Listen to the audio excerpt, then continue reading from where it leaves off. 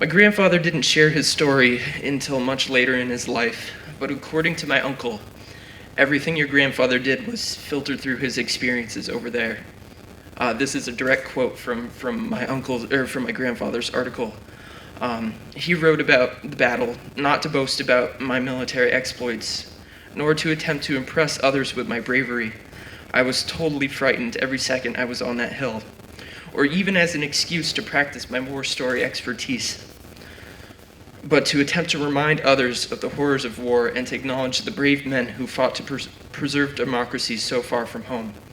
On the hill, there were heroes everywhere. I'm sure many of you have similar stories of bravery, and I imagine that the idea of service beyond the individual is something that resonates with a lot of people in this room today. It is clear that my grandfather believed in the power of the individual to contribute to the whole. It's nowhere near the same level, but I personally chose to pursue a career in public affairs because it gives me the opportunity to participate in the growth of my hometown and the district as a whole. And I do not doubt that most service members share this desire to champion a better neighborhood, a better country, and a better world. Aside from thank yous that I hope you're showered with often. I remember about 25 years ago, a family was hosting a gathering for our baseball team, and the dad said to me that he was really envious of me because I was a teacher and a coach. I looked around at his $1 million house and realized that my wife and I were crammed into a 2-bedroom with 2 kids, and I didn't really understand why he envied me. He needed to take a closer look, I thought, but I get it. I'm a regular now at Boston College hockey games, and they always honor veterans at every game and have a wounded warrior stand up, and it's a moving time. And when I look at the men and women who stand, it's envy that I feel. I'm sure their lives are far from perfect, as many of yours, but they and many of you have accomplishments that I could never, ever understand. So my message is obviously not going to be about courage. I teach and coach in Hopkinton.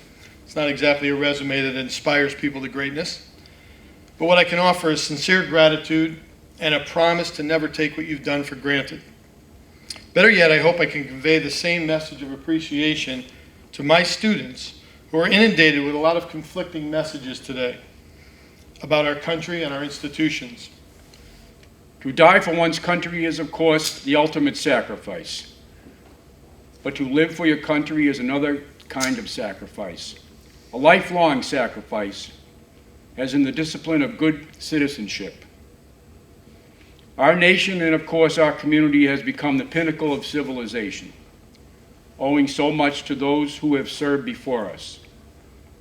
We must honor their deeds and bravery by working together to scale new heights of achievement in unity and purpose, in sacrifice for the common good, tolerance for those of different faiths and creeds, and bravery to fight for social and economic gains.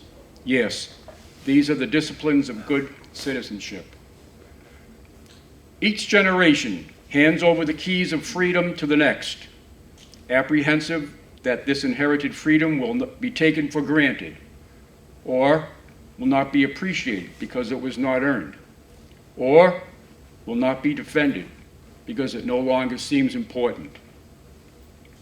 Most likely, these thoughts became the inspiration to create an occasion of reflection and gratitude.